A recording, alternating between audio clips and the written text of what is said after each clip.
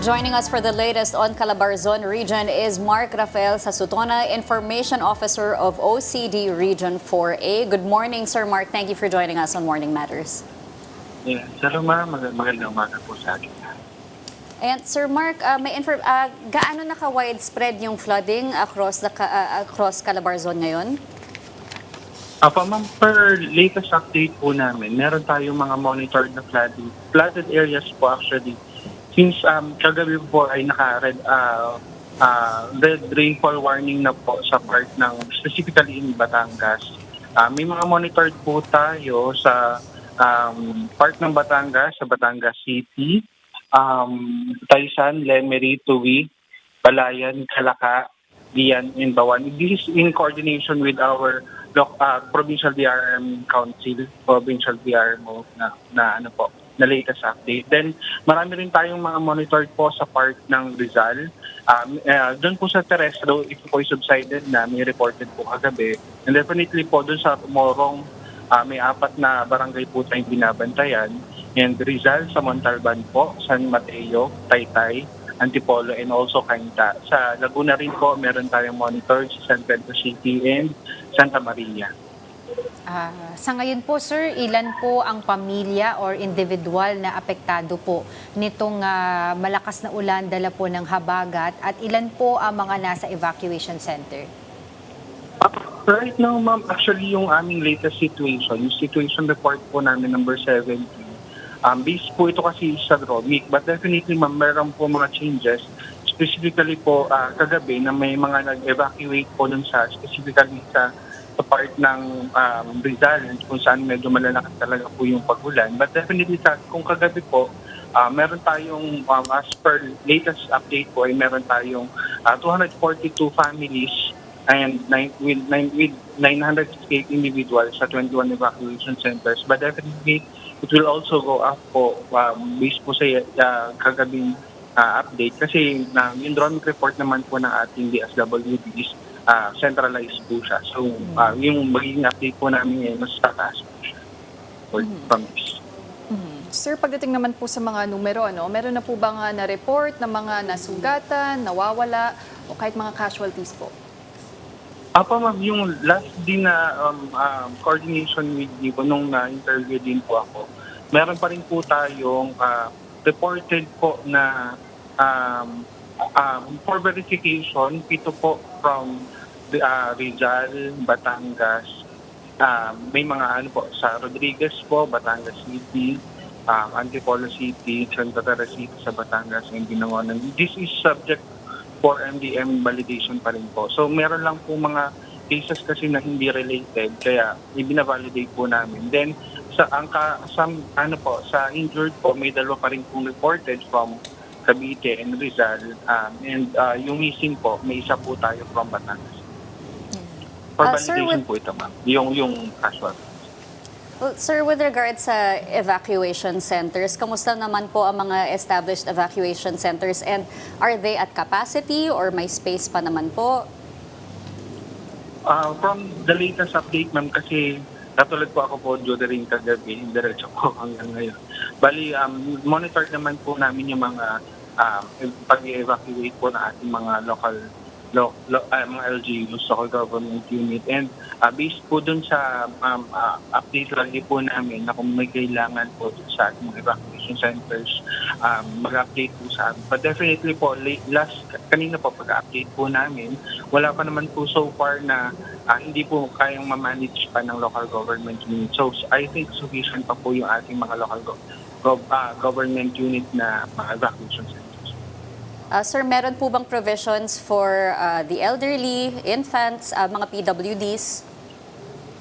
Ma'am, lagi po yung kinoconsider po natin, specifically po, during po dun sa ating evacuation, yung mga location po. And with the local evacuation centers, ma'am, meron po yung designated facilities po.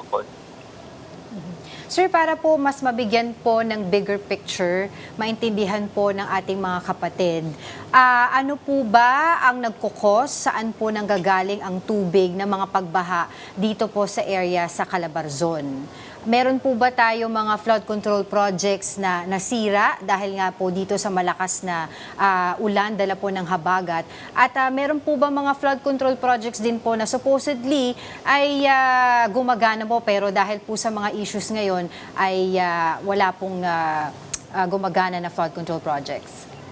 Ma'am, sa latest update po namin, yung pinaka-update po with the roads and bridges, yung mga doon lang naman po yung last na update po namin sa Batangas City na mayroon kami monitor po dun na hindi po passable for vehicles po dahil po yung sa ano na po niya structure. But definitely ma'am, yung mga water tributaries po kasi na minomonitor po natin ay mga spillways, specifically po dun sa mga bodies of water na yung mga ilog, yung mga malalapit po. May mga residente po rin kasi talaga tayo nakatira po malalapit doon. And contributing factor po that we are situated in Laguna Lake and also yung sa part po ng Cavite naman.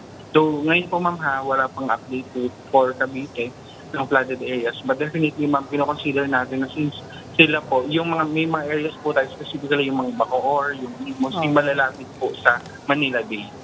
Hindi naman po. So for per latest update, wala naman pong concern with regards po dun sa mga flood control projects natin. And monitor din po namin yung mga updates po dun sa existing pong mga mga interventions po natin.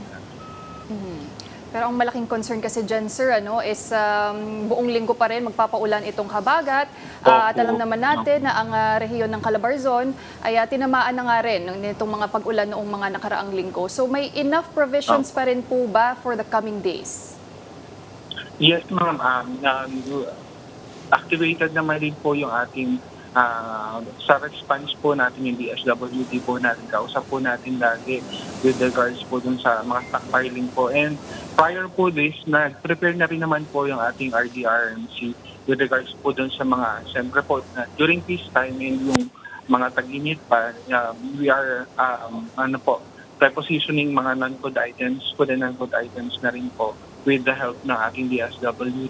And I think sufficient pa po dun sa mga areas po. And with the assistance naman po coming from the national government interventions, mabilis na po kasi yung proseso ngayon since may coordination po directly na with the local to region and also national. And nakatutok rin ma'am, actually nakamonitor din kami through our regional virtual emergency operations center and also nakamonitor din po kami dun sa mga guidance or guidance po coming from the NDRMC. So as of now ma'am, sufficient pa naman yung ating mga resources or stockpiling. And if ever na mga ilangan ma'am, I think we have our means of communicating with our mga regional line agencies at yung ating RDRMC member agencies para po dun sa mga other means of resources as of now.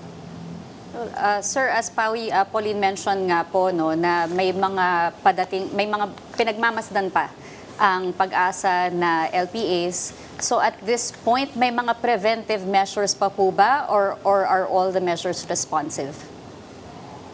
As of now, ma'am, actually, ina-enhance din po natin yung capacity ng ating mga during this time, actually, ina-enhance na natin yung capacity ng ating mga local government units through the assistance po na pinaprovide din ng OCD at RDRMC. So, looking forward, ma'am, kung meron pong mga future na mga pinakailangan, nagko-convene naman po and may direct coordination po with the member agencies po natin para mas mabilis po yung support din specifically dun sa mga heavily hit po natin na mga LGUs. And then also ma'am, kung may mga pangangailangan po, we made sure ma'am na with the help of our RDMC member agency at aming regional director po, nagkakipag-coordination directly po dun sa ating mga concerned agencies para po mas mabilis support at approach din po dun sa mga pangangailangan po ng ating LGUs. Sir Mark, mabilis na lamang po, tanong ko lang po kung meron na po tayong data doon sa ilang pamilya pa po ba ang mga nakatira sa within the danger zones at nailikas na po ba sila? How is the OCD Region 4A coordinates po sa local government to make sure na hindi na po talaga sila mapabalik doon para every time po may mga ganitong pangyayari, hindi na po sila parating inililikas? Opo. Part kasi siya ma'am ng mas mahabang intervention po natin, specifically yung mga programs and projects ng ating mga local government unit and also the national. So when it comes sa Office of Civil Defense, ma'am, what we can do po sa part ng RDRMC is to ensure po na i-align po yung mga pangailangan ng ating mga nasa community at risk po. Specifically po, yung paulit-ulit na lumilika. So, may mga interventions na naman, ma'am. But definitely po, medyo mahaba-haba po talagang pakikibakayan kasi marami po tayong mga factors na kinoconsider. And also, siyempre, ma'am, yung fund source ng gagamitin po natin. Specifically, ang NDREAM Fund po or yung National DRM Fund na ginagamit po natin or ay meron pong pinaglalaan specifically yung Indian Response Operations and naghahati-hati pa po yung mga member agencies po. All right, thank you, Mark Rafael Sasutona, Information Officer of OCD Region 4A. Thank you po, ma'am.